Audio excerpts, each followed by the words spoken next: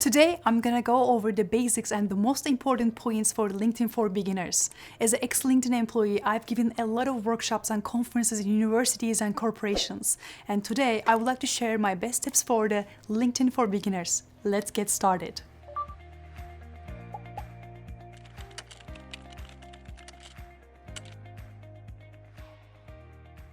If it's your first time visiting my channel, welcome. In this channel, I share career tips, LinkedIn optimizations, and much more, and motivational stories as well. In this video, I'm gonna go over the profile best practices and basics because if you're just especially starting from the ground and you're trying to optimize your LinkedIn profile and you got lost already, I'm hoping that this video is just really going to help you. So let's start from the top. The photo. LinkedIn photo section, I think that it's one of the most important ones. My first recommendation is please do not cut out your photos and put it to LinkedIn. What I mean by that, I'll give you an example. Let's say you're at the bar with your friends and you are looking at the photo and it looks like you have an amazing shot there.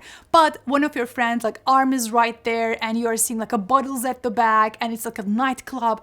Something like that is actually not a great fit for the LinkedIn. My recommendation is try to have a photo on LinkedIn that's have like a clear background, your face is fully visible, and you're dressing up the way that you are going to work. So I'm not mentioning about like wearing business suits and stuff, but for instance, like maybe when you go to work, you are just wearing a t-shirt, just having like a basic t-shirt. By having a clear background, not a nightclub background, is actually a better idea. Second one. The headline. I think this is also one of the most important ones. Just telling people what you are passionate about or what you are doing is extremely important. By default, what LinkedIn does is like it looks at the experience section and then it immediately takes that last experience and put it as your headline. So it looks like most of the people have the same generic headlines. Let's say account manager, marketing manager. These are very generic. My recommendation is try to create a very compelling headline, like an elevator pitch, simple summary, and mentioning that what you are doing. I'm gonna put some examples in the description below if you're just struggling how to write a headline. And I'm hoping that those headlines will just help you. The third one is the summary section. I think it's one of the most important ones because maybe people are not reading your entire LinkedIn profile, but they are definitely taking a look at your photo, headline, and summary. If you are stuck with what to write on your summary, I have a totally separate video that talks about the summary section. But to summarize, try to write the things it motivates you, that's important for you, that you really want to highlight, the objectives that you have or the projects you are working on. So that's why I pay close attention to summary. Again, if you don't know what to write on your summary, I'm just gonna put that like summary section based video and you can just go watch that and come back to this video. Fourth, the experience. I think this is one of the most important ones because like you're showing your experience level. If you're a student, you might want to focus on your volunteer projects because if you don't have any type of experiences. But if you're a business professional and you have a lot of experiences, try to write as much as possible to your experiences. But my recommendation is rather than writing only long paragraphs, which is hard to read, try to write them in a bullet point perspective. So basically writing out the things that what that company is all about. Maybe it's first time a recruiter hearing about the company. It might be even very known to you in your industry, but for another recruiter, it might be the first time that he or she's hearing. So try to write more about the company first. And then try to write what are you doing exactly under that title. Because like titles, sometimes they look very fancy, but they might not mean that much for somebody else or from a different industry. So try to explain exactly what you are doing on your experience section.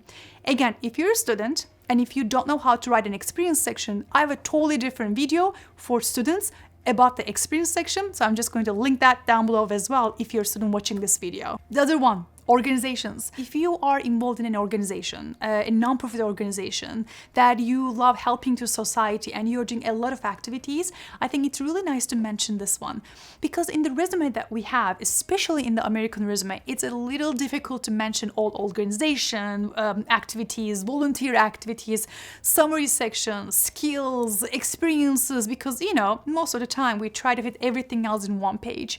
So in organization section in LinkedIn, you can definitely put some media, so which is like visuals, videos, photos, or anything that explains the organization and your role in that. In addition to this one, Volunteer experiences is another section that you should definitely leverage. If you're actively involved in the volunteer organizations and you're really helping, let's say, in certain organizations that you really are passionate about, you should definitely leverage this section as well, especially if you're a student. That's really important to mention too. The other section, honors and awards.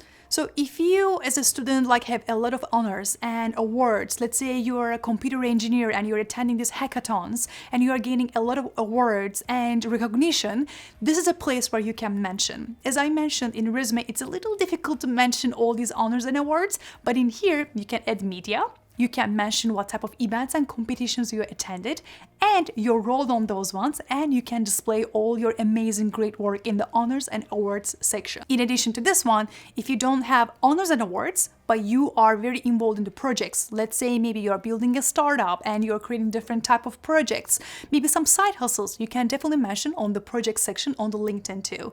Especially if you're a student, I think honors, awards, and projects and volunteer experiences sections are extremely important because you can just add more links and mention more information in these areas too. The last section that I want to mention is the recommendations and endorsements. So there's a difference between endorsements and recommendations. So endorsements are listed under the skills section. So under the skills section, your network, your connections, when they connect with you, they can endorse you on the skills. Let's say you are a computer engineer and you are really good at JavaScript or C++. So your connections can actually, with one click, endorse you on those ones. So in addition to that, recommendations are a little different. You can ask your classmates, you can ask your previous colleagues or your current colleagues to write good things about you, to watch for you. So recommendations, if I need to compare endorsements and recommendations, recommendations are in a higher level because like people are really spending time to recommend you. So if you can ask your network, your professors or your classmates or your colleagues to write more about you, maybe in return you can write for them as well, recommendations, that's going to complete your LinkedIn profile in 5-star. So simply, these are my best practices that I went over every single section. If you have more specific questions that you want to highlight more of, like summary section, experience section, and you have more questions, I have every single section different type of short videos that you can watch in my channel. If you like this video, don't forget to subscribe and hit that notification bell so every time I post you can see more content like this and motivational career interviews. I look forward to seeing you on my next video. Bye for now.